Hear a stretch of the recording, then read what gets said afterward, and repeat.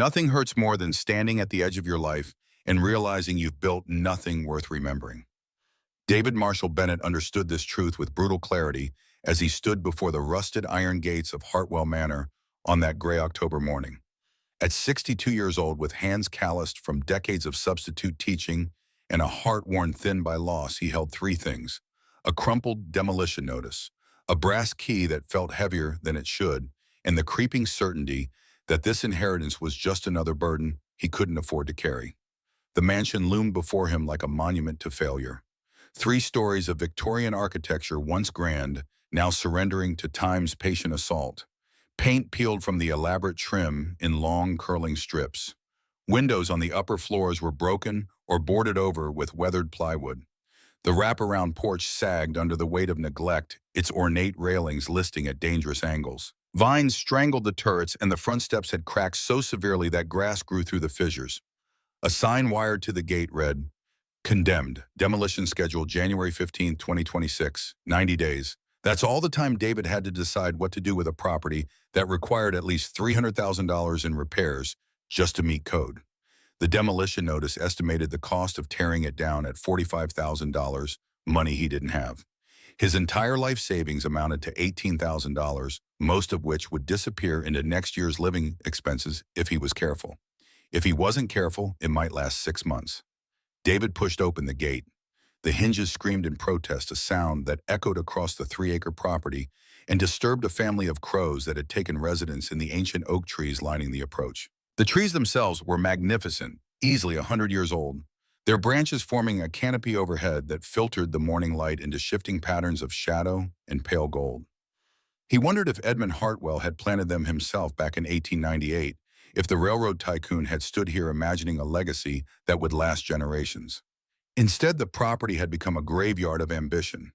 The driveway was more pothole than pavement weeds, growing tall enough to brush against David's knees as he walked. To his right, barely visible through the overgrowth, stood the caretaker's cottage where his Uncle Harold had lived for more than 40 years. The small structure was locked and boarded now, as forgotten as the man who died there 3 weeks ago at the age of 83.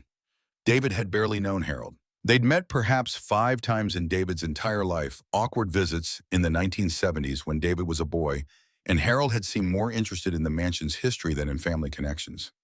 Even then, Harold had been odd, speaking in riddles, and spending his days documenting the estate's decay with meticulous notes and photographs. When the lawyer had called 2 weeks ago to inform David that he'd inherited the entire property, David's first reaction had been confusion, followed quickly by a sense of cosmic irony. Of course he'd inherit something worthless. It matched everything else in his life. The memory of that meeting in the lawyer's office still stung. Attorney Jameson, a thin man in his 50s with reading glasses that kept sliding down his nose, had read the will, with the detached efficiency of someone who'd performed this ritual hundreds of times before. "To my nephew, David Marshall Bennett, I leave the property known as Hartwell Manor and all structures thereon. With this guidance, true wealth is never found, only earned by those willing to see beyond what others have given up on. The house remembers. Listen to it." David had sat there in the uncomfortable chair, trying to process what this meant. He'd asked the obvious question, why him. Jameson had shrugged, adjusted his glasses, and said that Harold had been quite specific. He'd watched David from afar, the lawyer explained, and believed David reminded him of someone. Who, Jameson couldn't say. Harold hadn't elaborated, and now he never would. Standing on the front porch now, David fumbled with the brass key. The door was solid oak, 8 feet tall and 4 feet wide, and its surface carved with intricate patterns that had once been beautiful but were now obscured by grime and peeling varnish. The lock turned with surprising ease, as if the mechanism had been maintained even as everything else crumbled. The door swung inward with a long, low groan. The foyer took David's breath away. Despite the decay, despite the thick layer of dust covering every surface, the space retained an undeniable majesty.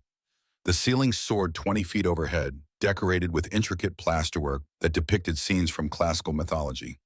A grand staircase curved upward, its mahogany banister dulled but intact, each baluster hand-carved with a different pattern.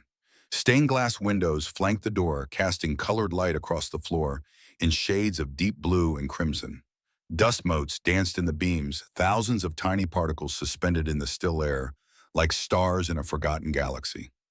David stepped inside and closed the door behind him.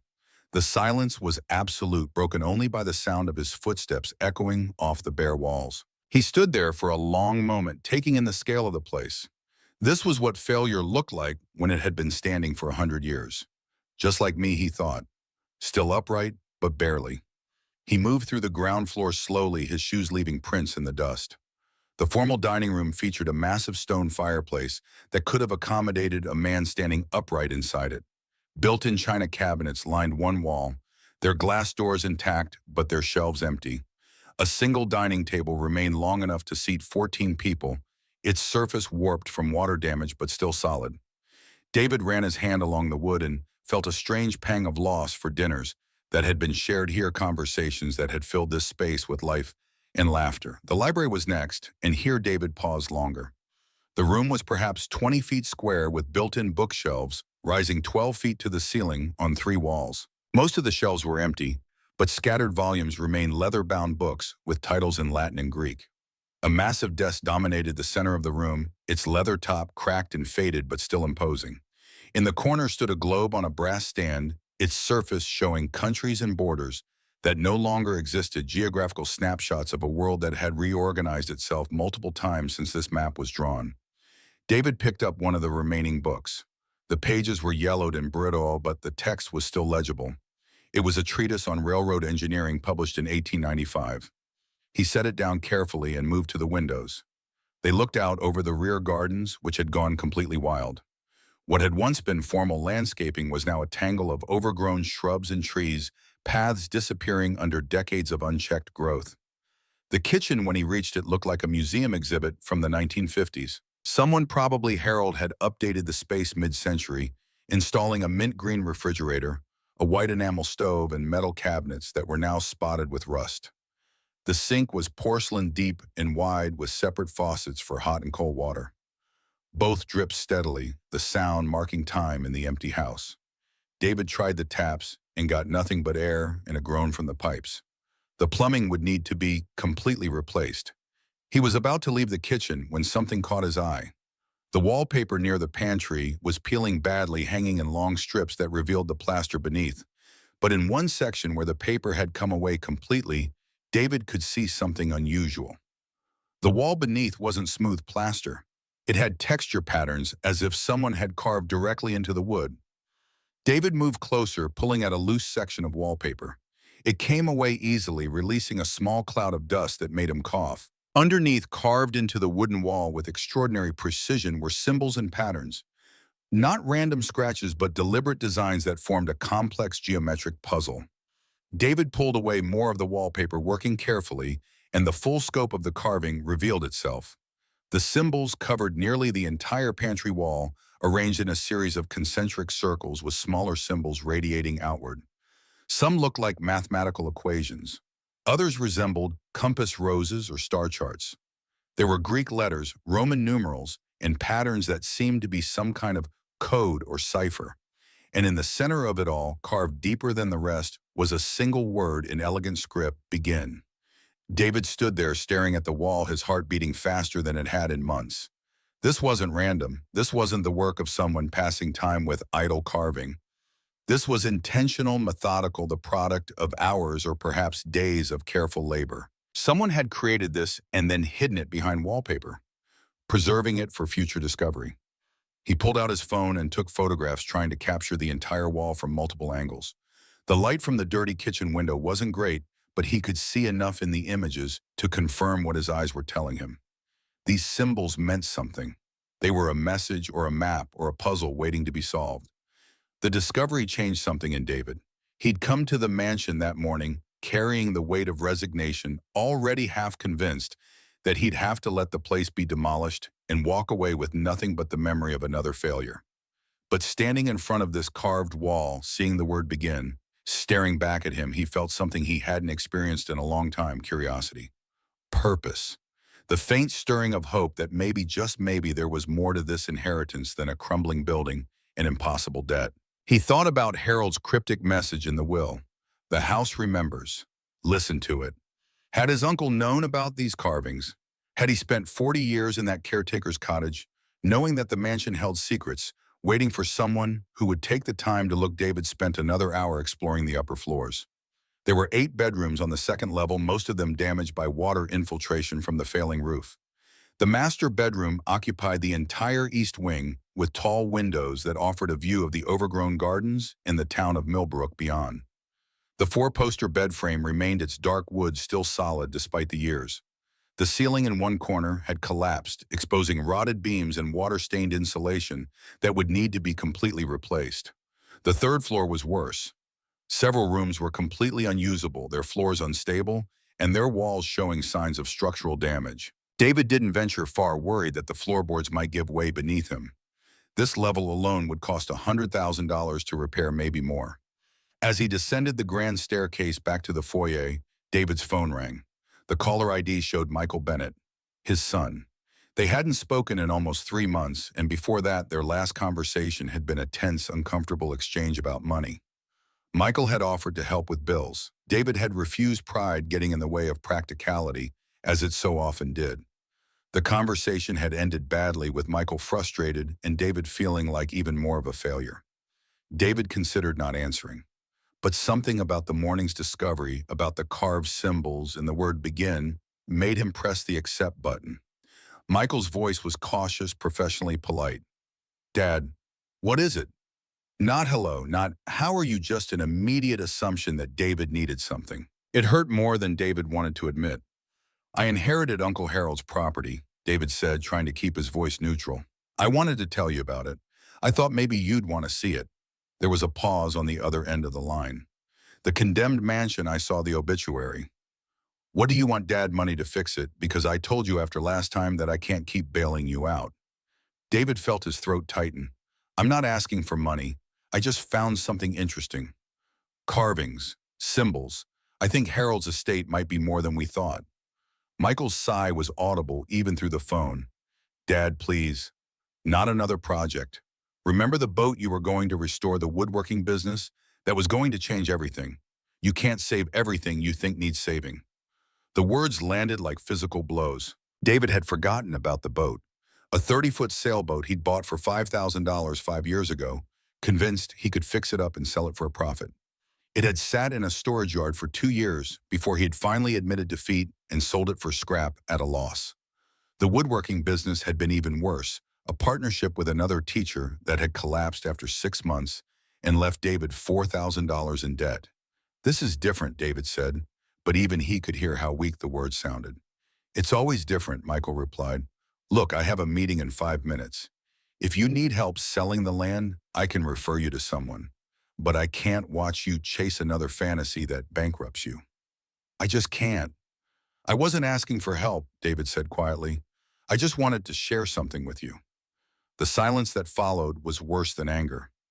Finally, Michael said, "I have to go. Email me if you actually sell it." The call ended. David stood in the foyer of Hartwell Manor, phone still pressed to his ear, listening to the silence. His son didn't believe in him. Hadn't believed in him for years, if David was being honest.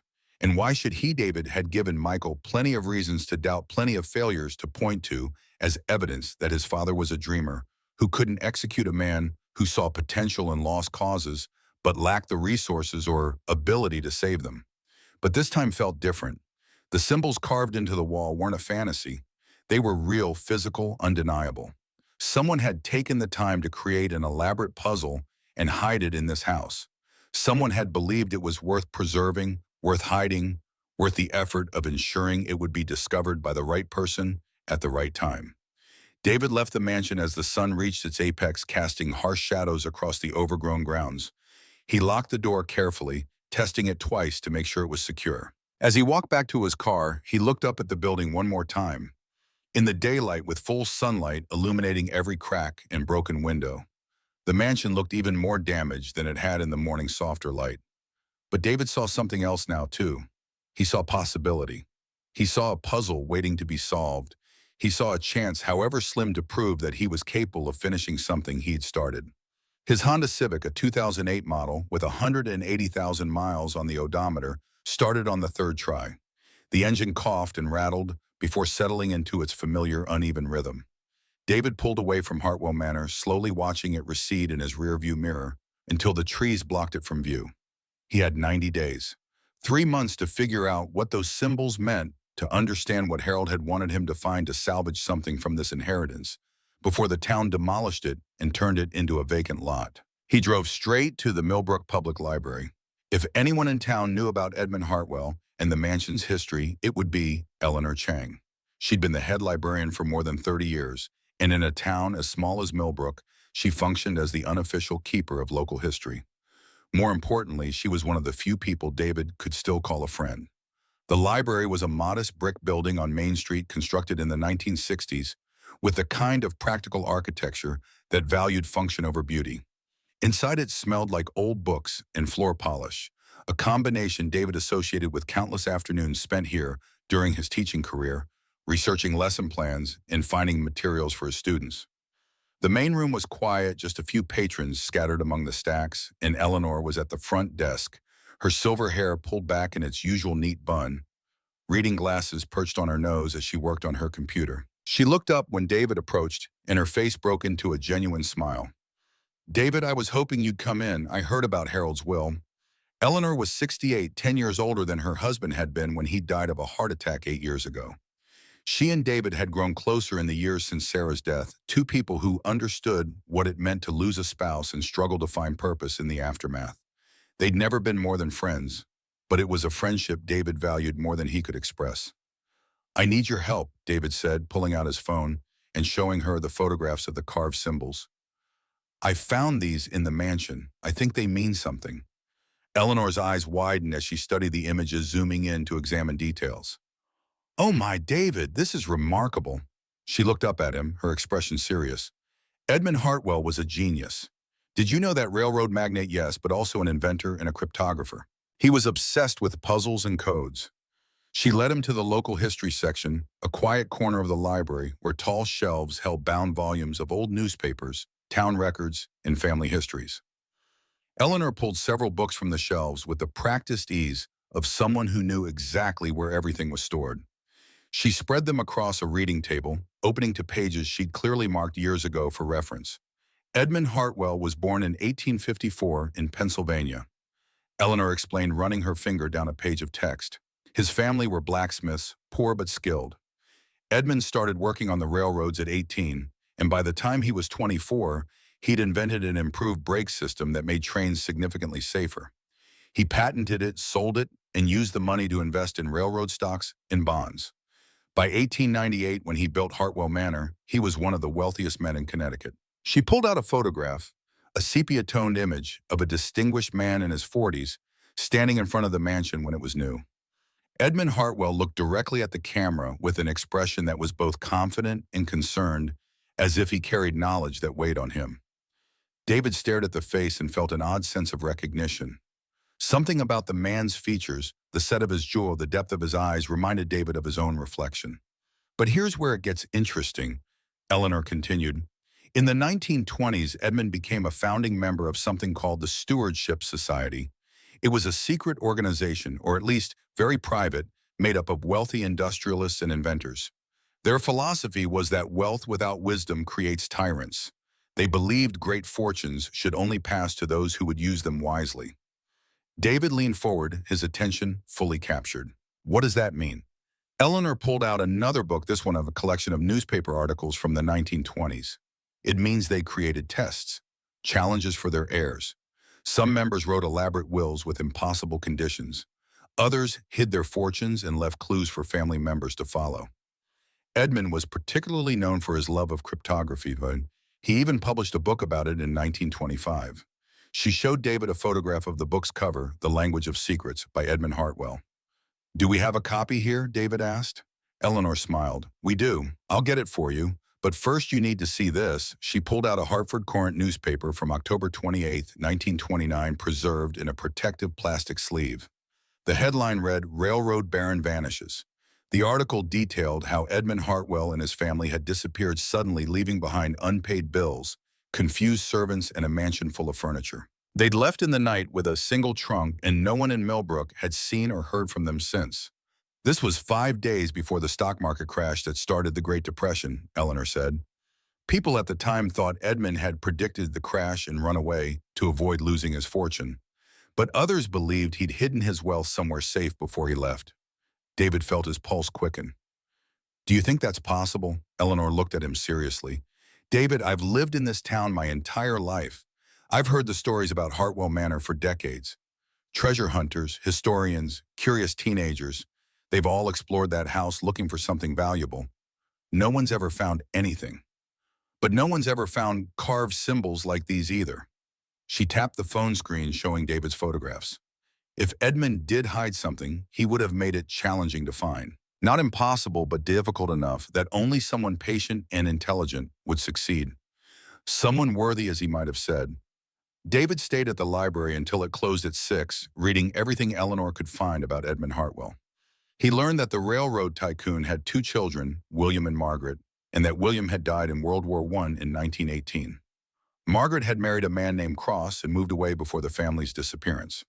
He learned that Edmund had held more than 20 patents for various inventions, most related to railroad safety, but some branching into other areas of mechanical engineering. He learned that the man had been respected, but considered eccentric, known for speaking in riddles and creating elaborate puzzles for his intellectual society friends. Most importantly, David found a thin folder that Eleanor had kept in her personal files donations from Harold Mitchell over the years. His uncle had been systematic about documenting the mansion's history, leaving notes and photographs in the library's collection box every few months. One note dated 2018 caught David's attention. It was written in Harold's shaky handwriting. "The house remembers those who listen. Not all treasures are gold." David drove home as the sun set, the autumn sky painted in shades of orange and purple. His studio apartment was in a converted house on the edge of town, a space that cost him $950 a month and consisted of one room with a kitchenette, a bathroom, and barely enough space for a bed and a desk. He'd moved here after Sarah died, unable to stay in the house where they'd raised their children, where every room held memories that were too painful to face daily. He made himself a simple dinner of scrambled eggs and toast, then spread his notes and photographs across the small desk. The carved symbols from the pantry wall stared back at him from his laptop screen. He compared them to examples from Edmund's cryptography book, which Eleanor had let him borrow. Some of the symbols matched systems Edmund had described, mathematical ciphers and substitution codes that could hide messages in plain sight. David worked until past midnight, his eyes burning from staring at the screen.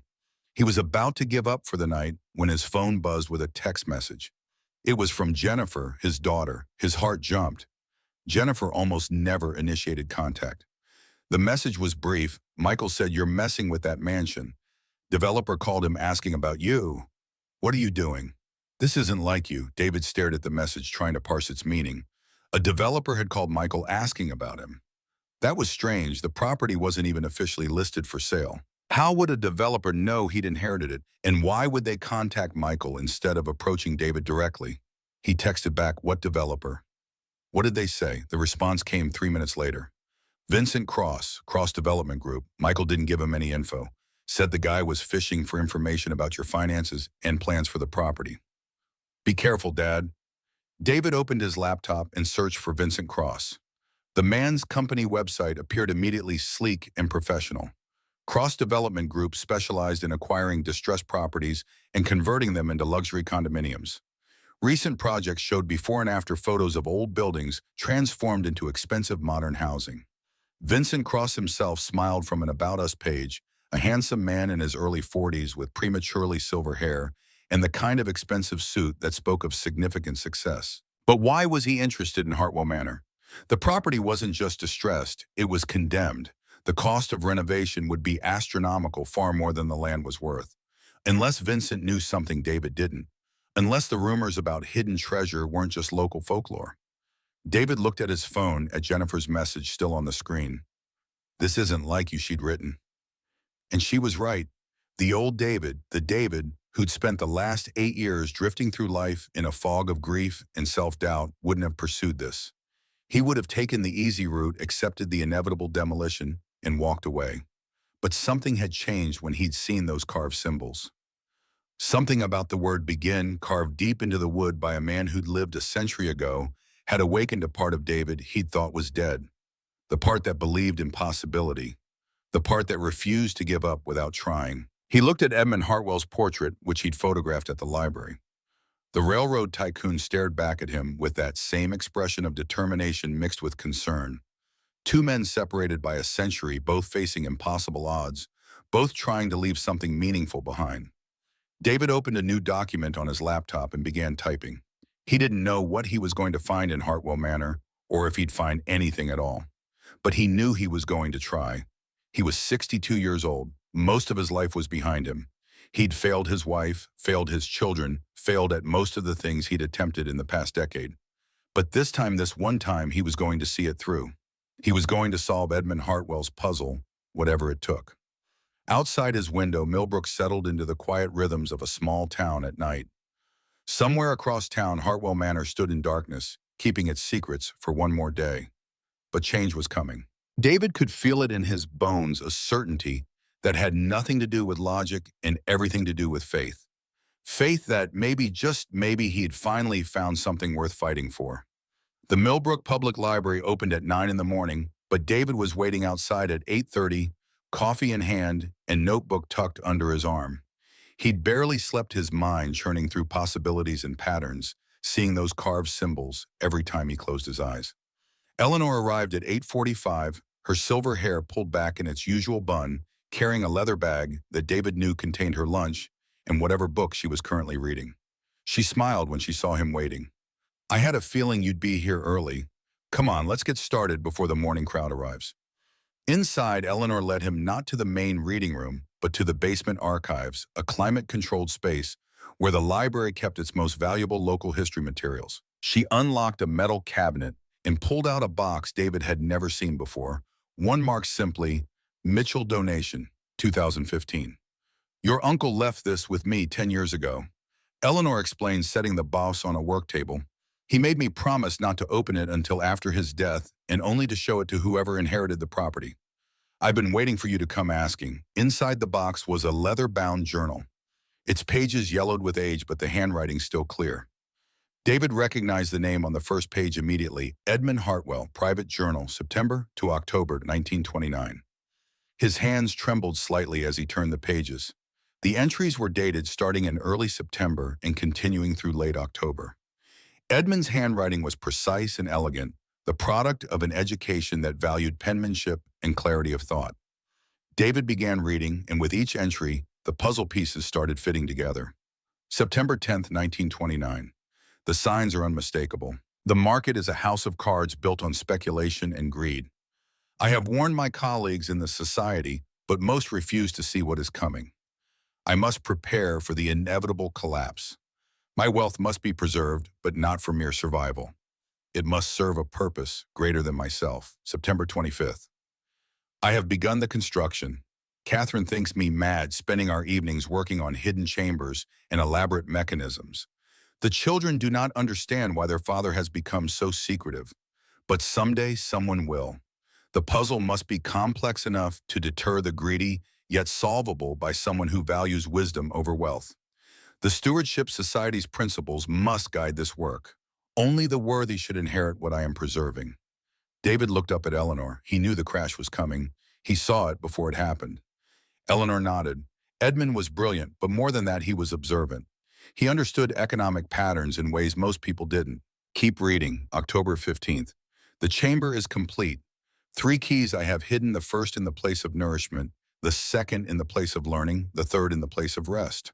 Only when all 3 are united will the path reveal itself. I have left instructions for Catherine. Should our fears prove true, and we must leave, our legacy will remain waiting for someone with the patience and intelligence to discover it. October 20th. I have created not 1 vault, but 4.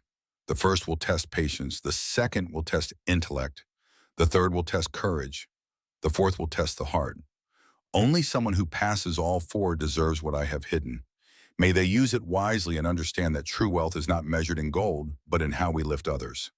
The final entry was dated October 23rd, just 1 day before the family's disappearance. Tomorrow we leave. The signs are everywhere. The crash is days away, perhaps hours. This house will remember what happened here. When someone worthy finds these words, they will understand. True wealth is not what you possess, but what you do with what you have been given. The journey begins with a single step. Begin. David sat back, his mind racing. 4 vaults, 4 tests, and the first clue hidden in the place of nourishment, which had to be the kitchen or pantry where he'd found the carved symbols. Edmund had created an elaborate treasure hunt, one designed specifically to ensure that only someone with the right qualities would succeed. Eleanor was watching him carefully. "What are you thinking?" David pulled out his phone and showed her the photographs of the pantry carvings again. "These aren't just decorations. They're a map. Look at the concentric circles. They match the layout of the mansion. The outer circle represents the main structure, and these smaller circles are individual rooms." Eleanor leaned in, studying the images with renewed interest. And the lines connecting them, hidden passages, David said, his excitement growing. Edmund wrote about creating chambers and mechanisms. He must have built secret passages throughout the house. These carvings are showing me where they are. He spent the next 2 hours at the library comparing the pantry symbols to architectural conventions from the late 19th century. Eleanor brought him books on Victorian mansion design, cryptography systems, and railroad engineering. Slowly, methodically, David began to decode the message Edmund had left. The breakthrough came when he noticed that certain symbols repeated in specific patterns. The mathematical equations weren't random. They were coordinates. The star charts weren't decorative. They were directional indicators. And the word "begin" at the center wasn't just an instruction to start, it was pointing to the next location in the sequence. By noon, David had sketched out a rough translation. The pantry wall was telling him that the first vault lay beneath the library, accessible through the basement. The place of nourishment had led him to discover the map. Now he needed to find where that map led, and there was something about a specific key 3 fragments that needed to be assembled. The pantry carving showed one fragment location clearly hidden in a loose board near the floor. Eleanor made them both sandwiches while David worked, and they ate at the research table surrounded by books and notes. "You know," she said quietly, "I haven't seen you this engaged in years, not since before Sarah got sick." The mention of his wife's name brought a familiar ache to David's chest. Sarah had died 8 years ago after a 2-year battle with ovarian cancer. David had been there for all of it, the surgeries and chemotherapy, the hope and despair, but he'd never felt like he'd done enough. He kept working through most of it, needing the structure and income, and the guilt of not being home more had eaten at him ever since. "I buried myself in work because I couldn't face losing her," David admitted. "And after she died, I buried myself in nothing because I'd lost myself too." Eleanor reached across the table and squeezed his hand. "This puzzle has brought you back to life. Don't let anyone take that away from you." David returned to Hartwell Manor that afternoon, armed with Eleanor's research and a growing sense of purpose. He parked his car in the same spot as before and walked up to the mansion with more confidence than he'd felt in years. The building still looked like it was surrendering to time, but now David saw it differently. It wasn't just a condemned structure, it was a puzzle box, a challenge left by a brilliant man who'd believed that someday someone would care enough to solve it. He went straight to the pantry and found the loose board exactly where the symbols had indicated. Behind it, wrapped in oiled cloth that had preserved it for nearly a century, was a triangular piece of metal about 3 inches on each side. The surface was engraved with symbols that matched those on the wall. This was the first fragment of the key Edmund had mentioned. David spent the next hour searching the mansion based on the map's clues. In the master bedroom, hidden in a secret compartment, in the headboard of the 4-poster bed, he found the second fragment. In the library, inside a hollow table leg near the window, he discovered the third. When he brought all 3 pieces together, they fit perfectly, forming a complete triangular key with a compass, rose in the center, and intricate symbols around the edges. The assembled key had a strange quality. It seemed to hum faintly in his hand, and when he held it near certain walls, the vibration intensified. David remembered Edmund's journal mentioning the foundation of knowledge, the library, and beneath the library would be the basement. The mansion's basement was accessible through a door off the kitchen, a narrow stairway that descended into darkness. David hadn't ventured down there during his first exploration, put off by the smell of damp and the sound of water dripping somewhere in the shadows. But now, armed with the triangular key and his phone's flashlight, he descended carefully. The basement was a maze of stone corridors and storage rooms. Water had seeped through cracks in the foundation, creating pools on the uneven floor. Old furniture sat stacked against walls, covered in mildew and cobwebs. The mechanical room housed a boiler that hadn't functioned in decades, its pipes corroded and broken. But when David stood in the room directly beneath the library, the key began to vibrate more strongly. He examined the stone walls carefully, looking for anything unusual. The vibration led him to what appeared to be a natural crack in the mortar between stones. But when he looked closer, he saw that the crack formed a perfect triangle, exactly the shape of his assembled key. David inserted the key and turned it. For a moment, nothing happened. Then, with a grinding sound that spoke of mechanisms dormant for nearly a century, a section of the stone wall began to swing inward. The engineering was remarkable. Edmund had created a counterweight system hidden within the wall's gears and pulleys that still functioned after all these years. The passage beyond was narrow, perhaps 50 feet long, with symbols carved into the walls. David's flashlight beam revealed them as he walked the same patterns from the pantry, repeated and elaborated a visual story of Edmund's journey in philosophy. At the end of the passage, David entered a circular chamber about 20 feet in diameter. His light swept across wooden crates, metal filing cabinets, and glass display cases positioned around the room's perimeter. In the center stood a stone pedestal with a bronze plaque. The plaque read, "Vault 1 Patience. You have found what others abandoned. You have solved what others ignored. Patience is the foundation of wisdom. Your first reward awaits, but remember, what you do with it reveals who you are." David approached the nearest display case, his hands shaking. Inside were stock certificates, dozens of them, from companies he recognized: General Electric, AT&T, Standard Oil, IBM's predecessor. These were stocks Edmund had purchased before the crash companies he'd believed would survive and thrive, and he'd been right. The filing cabinets contained more railroad bonds that had matured decades ago, real estate deeds for properties in major cities, patents that were probably still valuable, insurance policies, and business contracts. In one glass case, David found gold coins, American Eagles, in pristine condition, 50 of them at least. In another, silver certificates and bearer bonds. There was also a leather portfolio, and inside it a letter addressed to the first seeker. David opened it with trembling hands. If you are reading this, you have proven patience beyond what most possess. This first vault contains enough wealth to change your life. Many would stop here satisfied with what they have found. But I ask, are you seeking comfort or are you seeking truth? 3 more vaults await. Each tests a different virtue. The second tests your mind's keenness. The third tests your courage in darkness. The fourth tests what lies in your heart. You may take what is here and leave. No one would blame you. Or you may continue and discover what I truly valued above all gold. The choice reveals your character. Edmund Hartwell. David sat on the cold stone floor surrounded by wealth he could barely comprehend. Even a conservative estimate put the contents of this vault at $5 to $10 million.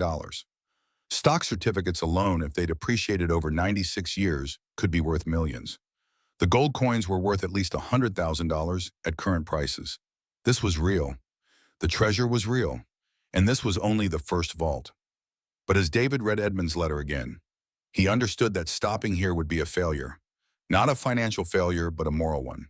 Edmund had created this test specifically to separate those who sought wealth from those who sought worthiness. Taking the easy reward and walking away would prove David was the former, not the latter. He photographed everything methodically, creating a detailed record. Then he left the vault, sealing it behind him, and climbed back to the mansion's main floor. His phone showed 3 missed calls from an unknown number and 1 text from Jennifer. "Dad, seriously, be careful with that developer. Michael says something's off about him." David sat in the library looking at the carved roses on the fireplace mantel, already knowing they held the clue to the second vault.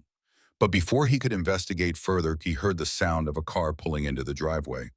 Through the window, he saw a black Mercedes sedan, sleek and expensive.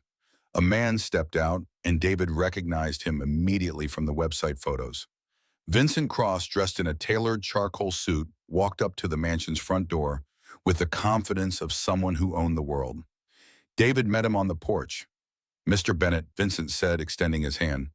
"Vincent Cross, I hope you don't mind the intrusion. I've been very interested in this property." "How did you know I'd be here?" David asked, not taking the offered hand. Vincent lowered his hand smoothly, not offended. "Small town. I've been watching the property for years, and when I heard Harold had passed and left it to you, I thought it was time we met. I'd like to make you an offer." "The house isn't for sale," David said. "Everything's for sale, Mr. Bennett. It's just a matter of price. I'm prepared to offer you $200,000 cash, quick closing. You walk away from this money pit with enough to live comfortably for the rest of your life." David studied Vincent's face, looking for any sign that the man knew about the vaults. But Vincent's expression was bland professional, the face of a businessman making a routine offer. "Why do you want it?" David asked. "You'll just demolish it. The land has value. Millbrook is growing. This location is perfect for luxury condominiums." It was a reasonable explanation, but something about Vincent's eagerness bothered David.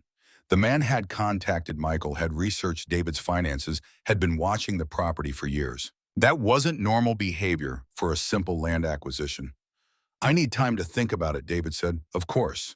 But don't take too long. The demolition clock is ticking, and I'd hate to see you lose everything because you waited too long to make a smart decision." After Vincent left, David stood in the foyer thinking. The developer's interest had to be more than just land value. He had to know something about Edmund's treasure, or at least suspect it existed, which meant David was in a race he hadn't known he'd entered. He went straight to the library fireplace and examined the carved roses Eleanor had helped him identify. 13 of them arranged in a Fibonacci spiral, 1, 1, 2, 3, 5, 8, 13. The mathematical sequence Edmund had loved. David pressed on the 13th rose and a soft click echoed from deep within the stone. Then with that same grinding sound of ancient mechanisms, the back wall of the fireplace began to swing inward, revealing a narrow staircase descending into darkness. This was the second vault, the test of intellect, and David was about to discover what Edmund valued more than patience. He descended the stone steps, carefully counting 30 of them before they opened into a hexagonal chamber. Built-in bookshelves lined the walls, and in the center stood an oak desk. On the desk sat an elaborate puzzle box 12 inches on each side, its surface covered in carved symbols representing different cipher systems. A bronze plaque read, "Vault 2 Intellect. Knowledge without application is mere decoration. Wisdom is knowledge in service to others. Open the box by understanding, not force." David spent the next 3 hours working on the puzzle box, using everything he'd learned from Edmund's cryptography book and his own background in history and languages. Each face of the box had to be solved in sequence, each solution revealing part of the internal mechanism. When the final face clicked into place, the box opened like a flower, its panels spreading outward. Inside were 3 items: a small brass key, another journal filled with Edmund's architectural notes and inventory lists, and a letter. "Intelligence is seeing patterns others miss," the letter read. "Wisdom is using that sight to help others see. You have both. The third vault tests whether you have courage to face what most fear. Seek where darkness dwells and souls rest eternal."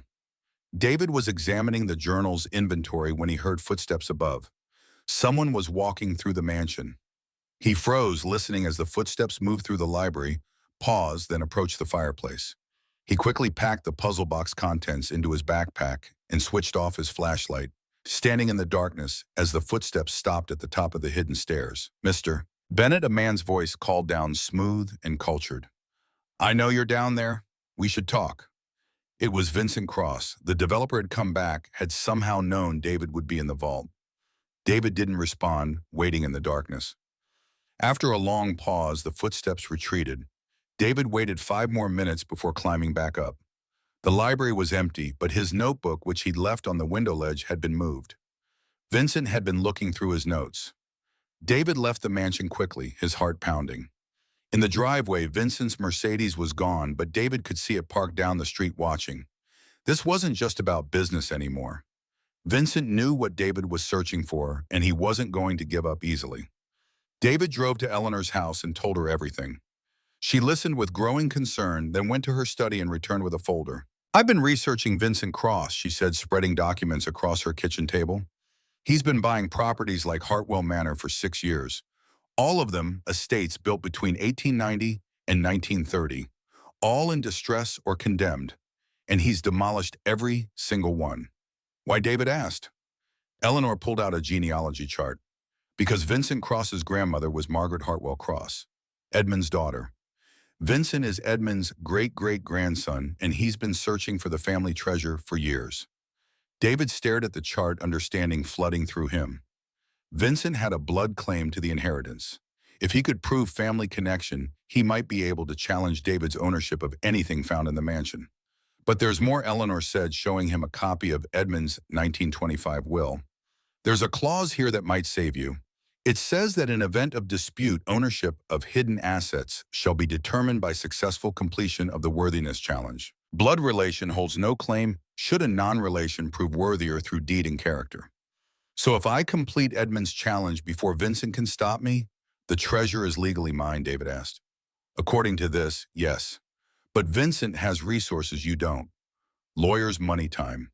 You need to work fast, and you need to document everything.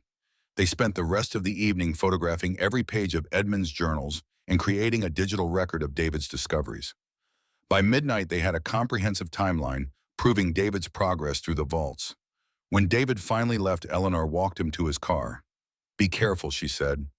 Vincent's father and grandfather were both obsessed with finding this treasure. You're dealing with generational desperation. That makes people unpredictable.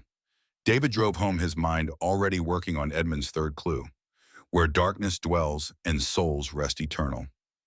It had to mean the cemetery he'd seen on the property map. That would be his next destination. But as he pulled into his apartment parking lot, he saw Vincent's Mercedes in the shadows. The developer was watching, making sure David knew he wasn't giving up. It was psychological warfare, and it was working. David went inside and found a text from Michael's dad that Vincent guy filed something with probate court today. His lawyers are claiming ancestral rights to any assets found on the property. Jenny says you need a lawyer. Please call me. The stakes had just escalated. Vincent wasn't just watching anymore. He was taking legal action. David had 90 days before demolition, but now he might have even less time before the courts froze everything. He texted back, "I will, but I need to finish something first. Trust me." Michael's response came quickly. "I don't know if I can trust you, Dad, but I want to. Please don't make me regret it." David looked at Edmund's portrait on his desk. Two men a century apart, both facing impossible odds. But Edmund had succeeded. He'd predicted disaster, preserved his fortune, and created a system to ensure it would be used wisely. If Edmund could do all that, David could solve his puzzle. Because this wasn't just about money anymore. It was about proving to himself and his children that he was capable of finishing what he started. That he was worthy of the second chance Edmund was offering across time. Tomorrow he would face the third test, the test of courage. And whatever darkness waited in that cemetery, David was going to find it. David stood at the edge of the small cemetery as dawn broke over Hartwell Manor, casting long shadows through the ancient oak trees. The burial ground occupied a quarter-acre in the southeast corner of the property, enclosed by a rusted iron fence that leaned at precarious angles. 8 gravestones rose from the overgrown grass, their marble surfaces stained by decades of weather and neglect. 4 of the stones dated back to the 1800s, marking the graves of the family who'd owned the land before Edmund purchased it. But it was the other 4 that captured David's attention. William Hartwell, 1887 to 1918, died in France during the Great War. Margaret Hartwell Cross, 1890 to 1975. Edmund's daughter, the one who'd married and moved away, whose descendants included Vincent Cross. And then the 2 stones that made David's skin prickle with understanding. Edmund Hartwell, 1854 to question mark. Catherine Hartwell, 1860 to question mark. No death dates because the bodies had never been found. The family had disappeared, and these stones were cenotaphs, empty markers for people who died somewhere else if they died at all. David circled the graves slowly, his eyes scanning for anything unusual. The grass was knee-high, dotted with wildflowers that had gone to seed. Small animals had burrowed beneath the fence, creating holes that rainwater had widened into muddy depressions. The place felt forgotten, abandoned even by the town that had once known the Hartwell family. It was Edmund's gravestone that held the answer. David noticed it when the rising sun hit the marble at just the right angle, illuminating symbols carved into the base of the stone, hidden beneath moss and dirt. He knelt down, brushing away the growth with his hands, and revealed the same triangular pattern he'd found in the 3 fragments scattered throughout the mansion. This was the key, the final piece that would unite the others. He pulled the assembled triangle key from his pocket, the metal still warm from being pressed against his chest. The gravestone had a slot carved into its base, disguised so perfectly that you'd never see it unless you were looking for it. David inserted the key and turned it. The mechanism resisted at first gears that hadn't moved in almost a century, protesting the sudden demand. Then, with a grinding sound that seemed impossibly loud in the morning quiet, the stone itself began to move. The entire base of the gravestone slid sideways, revealing a shaft that descended straight down into darkness. Stone steps spiraled into the earth, narrow and steep, disappearing beyond the reach of daylight. David stood there for a long moment, his heart hammering against his ribs. This was the test of courage Edmund had written about. Descending into what was essentially a grave, going underground, into darkness and uncertainty, trusting that a mechanism built 96 years ago would still function safely. Every instinct screamed at him to stop. He was 62 years old, alone on an abandoned property, about to climb down into a hole in the ground that no one knew existed. If something went wrong, if the stairs collapsed, or the shaft flooded, or the mechanism sealed itself, no one would find him for days, maybe weeks. His children barely spoke to him. Eleanor wouldn't worry until he missed their next scheduled library visit. He could die down there and become one more mystery associated with Hartwell Manor. But he thought about Edmund's words in the journal. True courage is not absence of fear, but action despite fear. And he thought about Michael's text from last night, I want to trust you. Please don't make me regret it. His son wanted to believe in him, was choosing to believe in him despite years of disappointment. David couldn't let him down again. He took a breath, turned on his phone's flashlight, and began to descend. The steps were carved from solid stone, worn smooth by time, but still stable. The shaft was barely 3 feet wide, forcing David to turn sideways in places to navigate the spiral. The temperature dropped with each step, and the air grew thick with the smell of earth and minerals. 20 steps down, the natural light from above faded to nothing, leaving only the beam of his flashlight cutting through absolute darkness. At the bottom, the passage opened into a small chamber, maybe 10 feet square. The walls were black, stone smooth and cold to the touch. A single torch mount jutted from the wall, and David used his lighter to ignite it, surprised when the ancient wood caught immediately. Edmund had soaked it in something that preserved it, kept it ready for this moment across nearly a century. The torchlight revealed a bronze plaque mounted on the far wall, Vault 3, Courage. Most fear death. I feared a meaningless life. True courage is not absence of fear, but action despite fear. You descended into darkness seeking light. Your reward is perspective. There was no gold in this vault, no stock certificates or bonds. Instead, a single glass display case stood in the center of the room, and inside it were personal items. 2 wedding rings, simple gold bands that had worn thin with years of use, letters tied with ribbon addressed to William and Margaret in Catherine's elegant handwriting, photographs of the Hartwell family at various stages of life, formal portraits, and candid moments captured on film that had somehow survived underground storage. And one final journal, Edmund's last one, leather-bound and sealed in wax. David broke the seal carefully and opened to the first page. The entry was dated October 23, 1929, the night before the family's disappearance. His hands shook as he read Edmund's final words. We leave at dawn. The crash will come within days, perhaps hours. I've done all I can to preserve our legacy, but Catherine reminds me that our greatest legacy walks beside us in William and Margaret. The vaults I've created are not about wealth. They're about values, patience, intellect, courage, and love. Whoever finds all 4 will understand. The true treasure is the journey that transforms you. We go to Canada to start anew, away from the collapse that will devastate so many. We take only what we can carry and leave behind what we cannot. If we never return to Connecticut, let this house be our testament. Let whoever solves this puzzle know a life well lived is measured not in gold, but in how we lift others. The 4th vault holds what I treasure most, not wealth, but the means to create it, the tools to build a better world. Find it where love dwells eternal, where a family's heart beats strongest. In the center of all things, look up, and you will see the way down. David sat on the cold stone floor, reading the journal by torchlight. Edmund and Catherine had survived.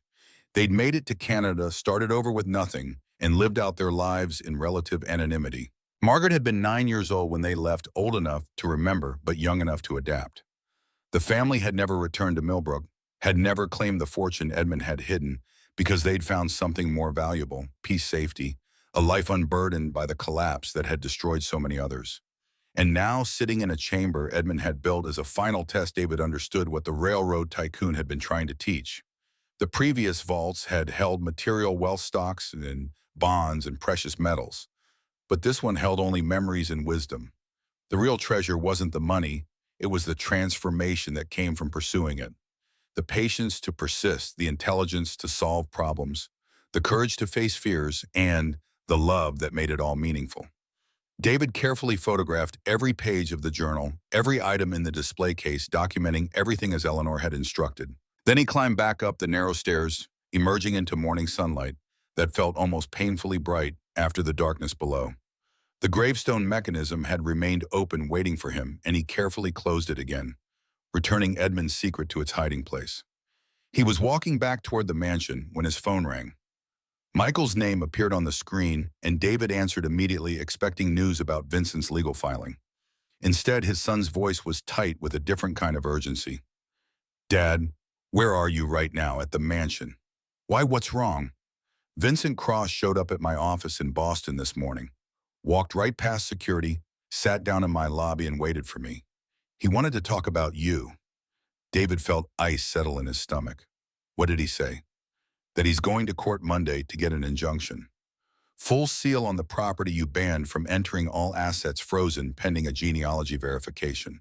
He said his lawyers are confident because he's direct family, and you're just inheriting through Harold, who wasn't blood related to the Hartwells at all. David's mind raced through the implications. Today was Saturday. Monday was 2 days away. He had one more vault to find, and Vincent was about to cut off his access entirely. But that's not all. Michael continued, his voice dropping. "Dad, he offered me money, $2 million if I could convince you to sell to him immediately.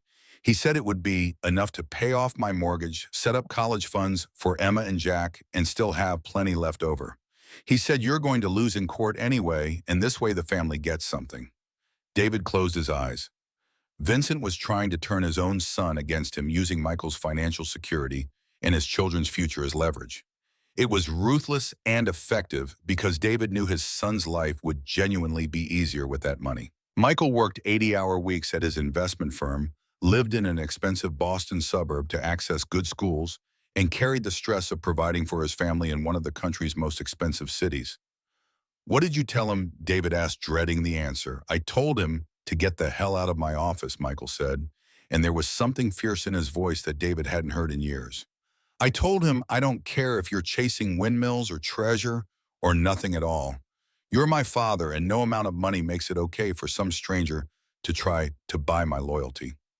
David felt his throat constrict with emotion. "Thank you," he managed to say. "But Dad, you need to understand what you're up against. This guy has serious resources. His law firm is one of the best in New England. If he gets that injunction Monday, you're done. Whatever you're looking for in that mansion, you have about 48 hours to find it." After the call ended, David stood in the overgrown cemetery looking back at the mansion. The fourth vault, the final test. Edmund's clue had been cryptic: where love dwells eternal, where a family's heart beats strongest in the center of all things, look up and you will see the way down. The center of the mansion was the grand foyer where David had first entered, and the heart of a home was traditionally the hearth, the fireplace, the gathering place. But the foyer didn't have a fireplace. He walked back to the mansion, his mind working through possibilities. The center of all things. Look up and you will see the way down. He stood in the foyer in the exact middle of the space and looked up at the elaborate plasterwork on the ceiling, 20 feet above. The patterns were classical scenes from mythology rendered in white plaster against a pale blue background. But there in the very center was something different. A medallion, circular and about 2 feet in diameter, with a pattern that looked like a heart when viewed from directly below. David had walked past this ceiling feature dozens of times without really seeing it. But now, knowing what to look for, he could see that the heart shape was actually a subtle carving, a depression in the plaster that suggested something hollow behind it.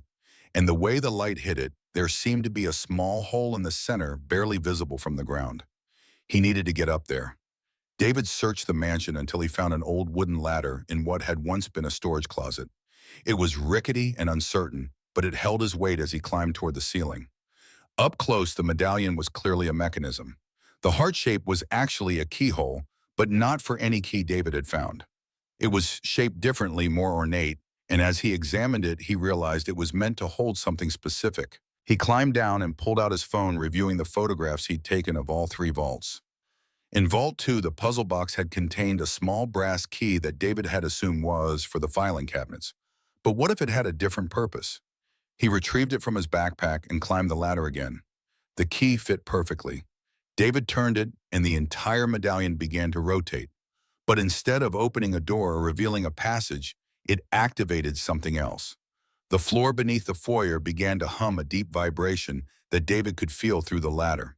Then, with a mechanical precision that was astounding for century-old engineering, the marble floor in the center of the foyer started to descend. David climbed down the ladder and watched in amazement as a circular section of floor about 10 feet in diameter lowered like an elevator. It went down slowly, revealing a shaft lined with brass and copper machinery gears and pulleys and counterweights that Edmund had installed beneath the mansion.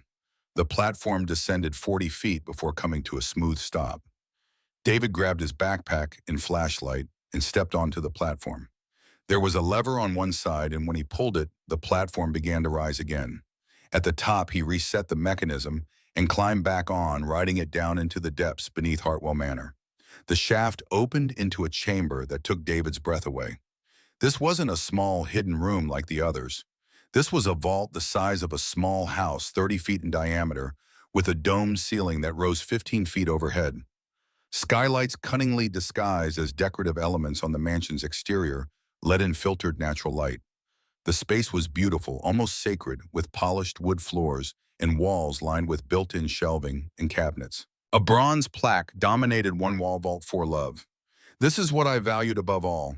Not the wealth in earlier vaults, but the legacy of love and purpose. Use what you found to create what I could not. A world where wealth serves wisdom, where prosperity builds community, where legacy is measured in lives touched, not dollars accumulated. If you've come this far, you are worthy. Not because you found the treasure, but because the journey changed you. Welcome, my distant friend, to the completion. In the center of the room stood a large desk, and on it sat an ornate wooden box. David opened it with trembling hands and found a stack of legal documents professionally drawn up and notarized in 1929. The top document was titled the Hartwell Legacy Foundation, Articles of Incorporation and Trust Agreement. David read through the papers, his eyes widening with each page. Edmund had established a legal trust naming specific law firms as trustees, firms that David recognized because they still operated in Connecticut nearly a century later.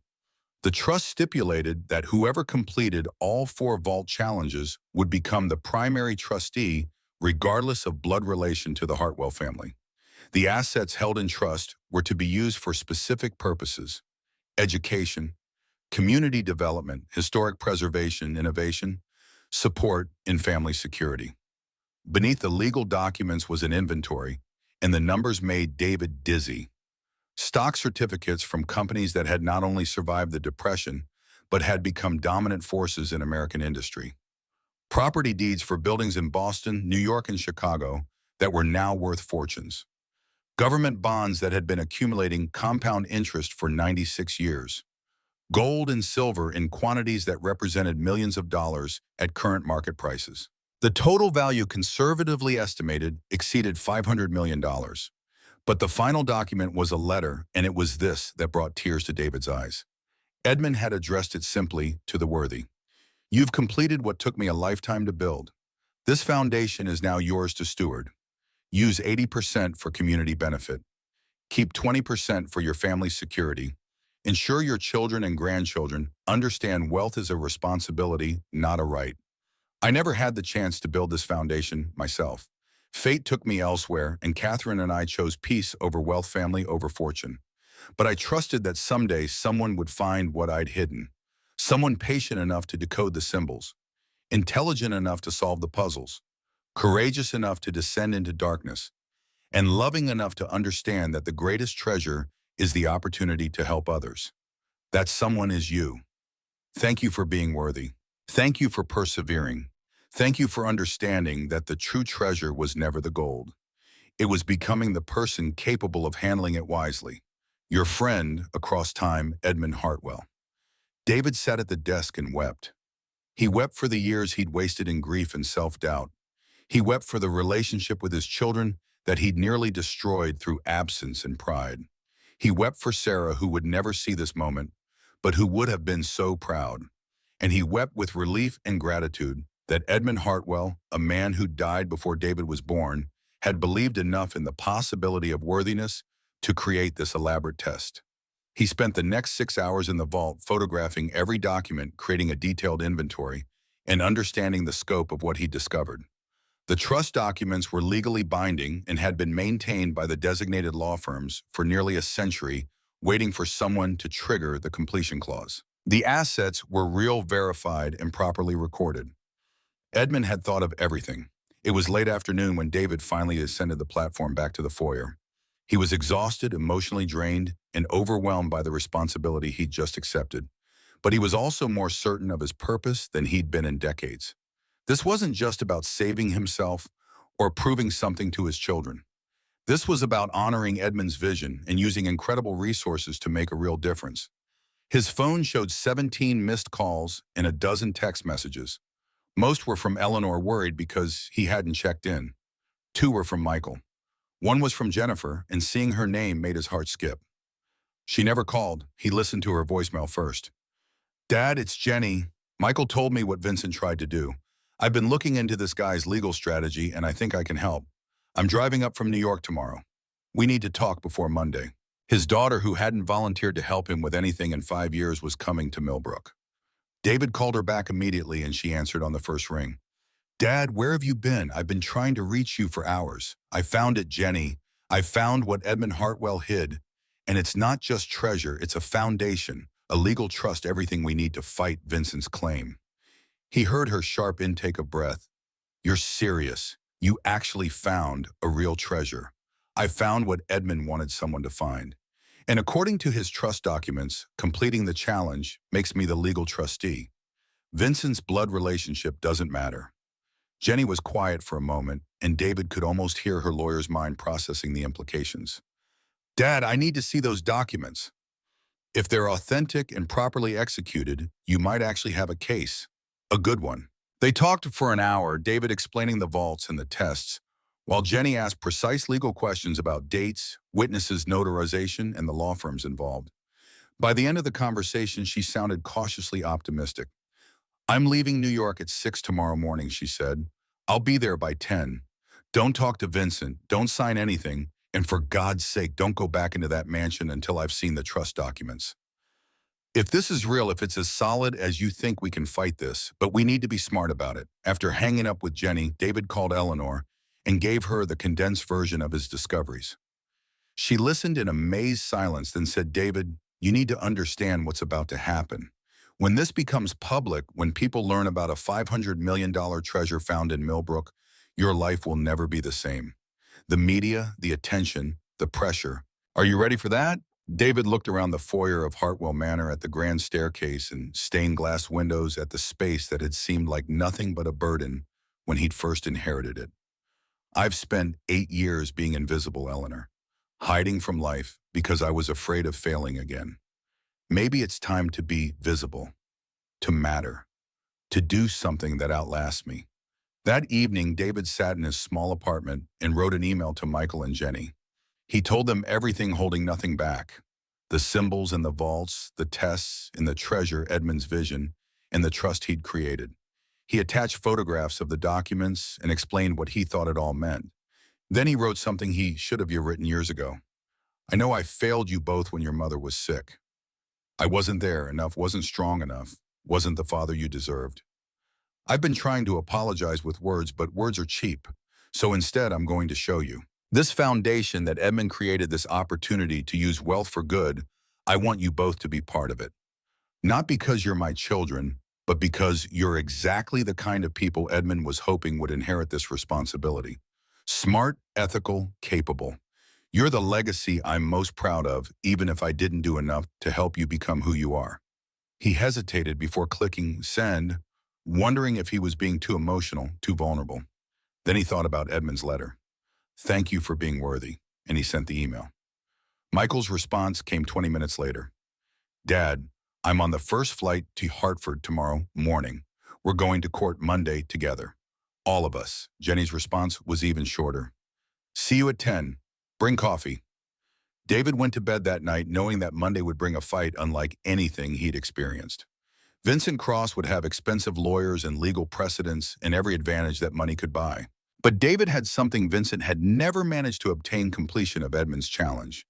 He had solved the puzzles, passed the tests, and proven himself worthy according to the criteria established by the man whose fortune they were fighting over. More importantly, David had his children back. Not completely, not yet, but they were coming to stand beside him. Michael, who doubted him for so long, was flying across the country to help. Jenny, who'd kept him at arm's length for years, was driving through the night to offer her legal expertise. They believed in him again, or at least they were choosing to believe, and that mattered more than any treasure. Sunday morning arrived with Jennifer pulling into the library parking lot exactly at 10, carrying a briefcase and 2 cups of coffee from the Dunkin' Donuts on the highway. Michael's rental car arrived 30 minutes later, and David watched his son emerge looking tired and determined. They met in Eleanor's reading room where David had spread out all his documentation, and for the next 6 hours they worked. Jennifer reviewed the trust documents with the careful attention of someone whose career depended on finding flaws in legal agreements. Michael analyzed the financial inventory, his investment banking background, giving him insights into the current value of century-old assets. Eleanor provided historical context and documentation about the Stewardship Society and Edmund's known legal arrangements. And David told them the whole story from the first carved symbol to the final vault, explaining Edmund's philosophy and the test he'd created. By late afternoon, Jennifer leaned back in her chair and smiled. "Dad, this is bulletproof.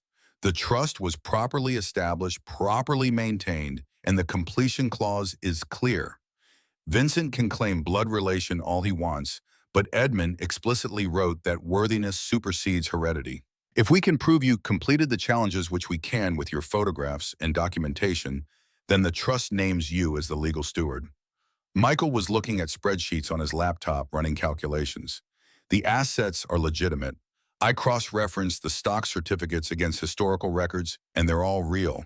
Some of these companies went through mergers and splits, which actually multiplied their value. Dad, the conservative estimate is low. This trust is worth closer to $700 million. The number still didn't feel real to David. He'd spent his entire adult life counting pennies, making do with secondhand everything, worrying about bills and retirement and whether he'd have enough to survive. And now he was being told he controlled a fortune that could fund schools and hospitals and entire communities. What matters, he said quietly, is that Edmund wanted it used wisely. He created the foundation structure for a reason. 80% for community benefit, 20% for family security. That's the deal, and I'm not changing it." Jennifer looked at her father with an expression he hadn't seen in years: respect. "That's exactly the right answer, Dad, and it's exactly what will win in court. Vincent is arguing that he deserves the money because of who he is. You're arguing that you deserve the stewardship because of who you've become." Edmund made it clear which one matters more.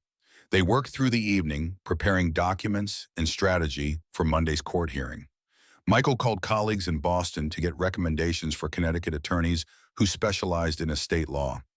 Jennifer drafted a response to Vincent's petition outlining David's completion of the challenge and the trust's explicit provisions.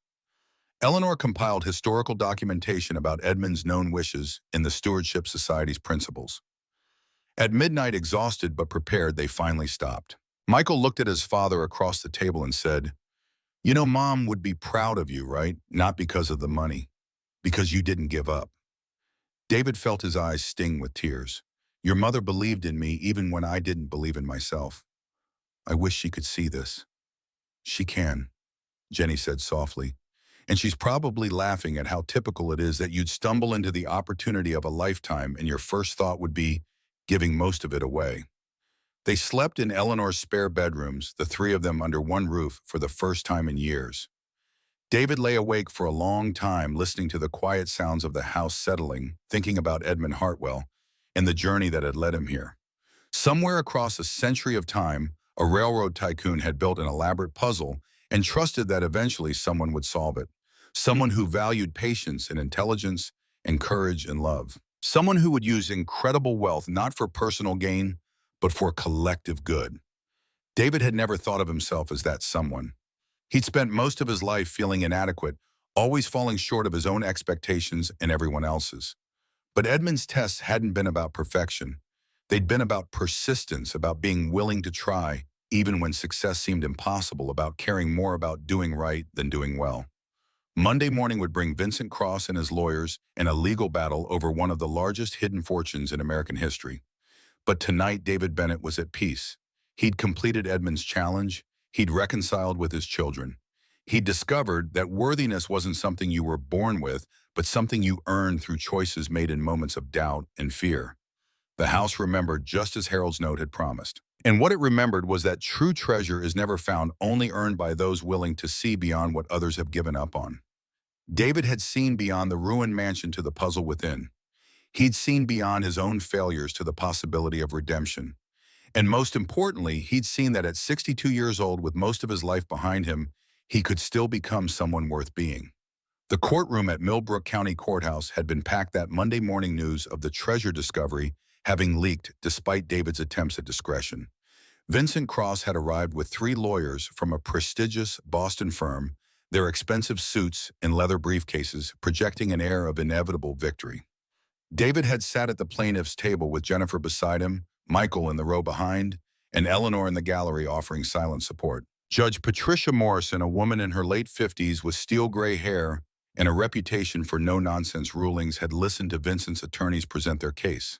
They'd argued blood relation, family heritage, and the principle that Edmund Hartwell's fortune should remain within the Hartwell family line.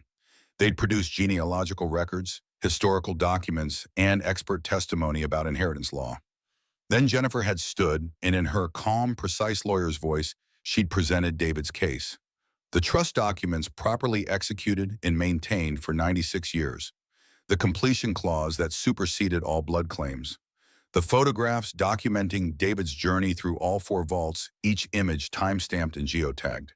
Edmund's own words written in letters and journals, making clear that worthiness was measured not by ancestry, but by character. The moment that changed everything had come when Jennifer played a recording. One of the law firms Edmund had designated as trustee had maintained audio records of Edmund's verbal instructions recorded in 1929 on primitive equipment, but still audible. Edmund's voice, crackling with age but unmistakable in its intent, had filled the courtroom. Let it be known that my fortune is not a birthright to be claimed by blood, but a responsibility to be earned through deed. Whoever completes the 4 tests has proven themselves worthy. Their relation to me by blood or marriage is irrelevant. What matters is their relation to the principles I hold dear: patience, intellect, courage, and love. Judge Morrison had recessed for 2 hours. When she returned, her ruling had been swift and decisive. The trust documents were valid. David Bennett had completed the challenge as stipulated. Vincent Cross's blood relation, while documented and acknowledged, did not supersede the explicit terms Edmund Hartwell had established. David Marshall Bennett was hereby recognized as the legal trustee of the Hartwell Legacy Foundation. Vincent had stood to leave his face a careful mask hiding whatever emotions churned beneath. But as he passed David's table, he'd paused. "You solved it," he'd said quietly, and there was something in his voice that might have been relief. "My father died, broken, chasing this. My grandfather before him. Maybe we weren't supposed to find it. Maybe that was Edmund's final message to us." David had stood and extended his hand. "The foundation will need advisors, people who understand real estate development and historic preservation. If you're interested, there's a place for you in this."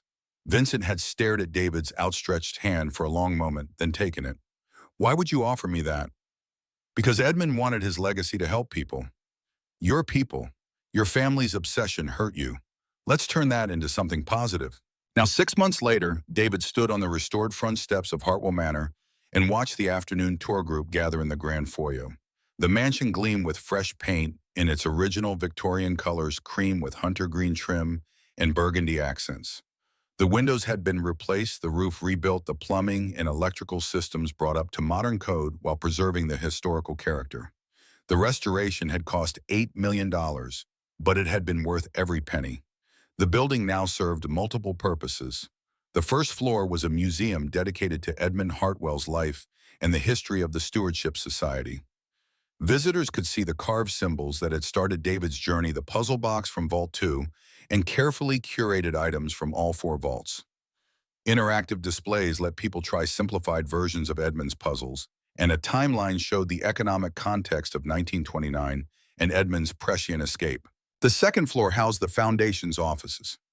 David's workspace was modest, a sunny room overlooking the gardens that were slowly being restored to their 1920s glory. His salary as Foundation director was $80,000 a year, generous, but not extravagant enough to live comfortably in the restored caretaker's cottage, where he now made his home. The third floor had been converted into meeting rooms and a small auditorium where the Foundation hosted educational programs. This afternoon, 50 high school students from 3 local schools were attending a workshop on financial literacy and community investment, taught by volunteers from the Foundation's growing network of supporters. Michael appeared at David's elbow, his 7-year-old daughter Emma and 4-year-old son Jack trailing behind him. His son had taken a consulting position with the Foundation, flying up from Boston twice a month to advise on investment strategy and asset management. The arrangement worked well, giving Michael meaningful work that aligned with his values while still maintaining his primary career. "The kids want to show you something in the library," Michael said, smiling. "Emma's been practicing the Fibonacci sequence." David followed his grandchildren into the library, now fully restored, with books lining the shelves again. Emma led him to the fireplace and proudly counted the roses, pointing to each one. 1, 1, 2, 3, 5, 8, 13. "Very good," David said, kneeling down to her level. "Do you know why those numbers are special? Because they're a pattern," Emma said confidently. "Each number is the sum of the two before it, and patterns help us understand the world." David felt his throat tighten with pride. "That's exactly right. Your great-great-great-great-grandfather Edmund believed that understanding patterns was one of the most important things a person could learn." Jennifer arrived as the sun began to set, her car pulling into the now-paved driveway. She'd taken on the role of Foundation legal counsel on retainer handling contracts, grant agreements, and the complex regulatory requirements of managing a charitable trust. She'd also found something unexpected: purpose that went beyond billable hours and partnership track. She found David in his office reviewing applications for the Foundation's small business grant program. In 6 months, they'd awarded funding to 23 local entrepreneurs, helped save 3 historic buildings from demolition, and established scholarship funds for 127 students. The numbers still amazed David. The Foundation's endowment, conservatively invested, generated approximately $20 million annually. Of that, $16 million went to programs and grants. $2 million covered operational costs, including salaries for the 12 full-time staff members. $2 million went into reserves for special projects. The remaining 20% of the trust, approximately $140 million, had been divided as Edmund specified. $40 million for David, structured to provide security without extravagance. $50 million for Michael and his family. $50 million for Jennifer and any future children she might have. The money was held in trust, designed to prevent waste while allowing freedom. But the real change wasn't the money. It was what the journey had restored: family. Michael called every week now, sometimes just to talk, rebuilding the relationship that had fractured during Sarah's illness and death. Jennifer visited monthly, often staying the weekend in the mansion's guest quarters. And the grandchildren, Emma and Jack, knew their grandfather not as the distant, grief-stricken man of David's worst years, but as someone who'd accomplished something remarkable. Dad, Jenny said, settling into the chair across from his desk. "I've been going through the historical records Eleanor compiled, and I found something interesting." She pulled out a folder. Margaret Hartwell, Edmund's daughter, wrote letters to friends in Millbrook for years after the family left. She died in Toronto in 1975, but she had children and grandchildren. David leaned forward. Vincent's line. "Not just Vincent, there are others. Cousins who never knew about the treasure who built normal lives in Canada." And Dad, in her last letter written a month before she died, Margaret mentioned something. She said her father had belonged to a group of wealthy men who all created similar puzzles. She said there were 3 others, 3 more treasure hunts that were never solved. David looked at his daughter, seeing the gleam of excitement in her eyes that mirrored what he'd felt 6 months ago standing before Hartwell Manor's gates. "Are you suggesting what I think you're suggesting?" Jennifer smiled. "The Hartwell Foundation's mission includes supporting historic preservation and education. What better way to fulfill that mission than to help other families discover what Edmund created? To find those worthy seekers he believed in, before David could respond, Eleanor appeared in the doorway slightly out of breath. David, you need to see this. She held out an envelope, old and yellowed, with a Toronto postmark dated 1975. Inside was a letter written in an elderly woman's shaky handwriting. To whoever manages my father's estate, I am Margaret Hartwell, Cross Williams' daughter of Edmund and Catherine Hartwell. I am 85 years old, and my doctors tell me I haven't much time left.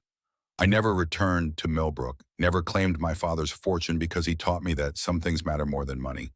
But I know he created his puzzle hoping someone would find it. Someone who needed not just the wealth, but the transformation that comes from proving yourself worthy. If you're reading this, you must be that person. My father was part of a society of men who believed great fortunes should serve great purposes. He wasn't alone in creating these challenges. There were three others: Harrison Blackwell of Boston, who built a puzzle into his textile mill; Catherine Price of Newport, who hid her shipping fortune in her mansion; and Thomas Ashford of Philadelphia, whose railroad empire concealed secrets similar to my father's. None of these puzzles have been solved. Perhaps they're waiting for someone like you, someone who understands that the greatest treasure isn't what you find, but who you become while searching for it. Use my father's gift wisely.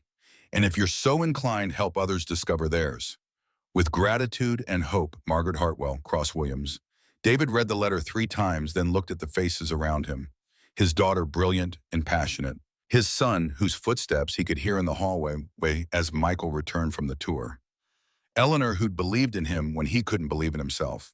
And beyond his office window, Hartwell Manor stood in the golden light of late afternoon, transformed from a symbol of failure into a beacon of possibility.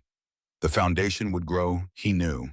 The work would expand, and perhaps someday they would help others find their own Hartwell Manors, their own tests of worthiness, their own chances at redemption.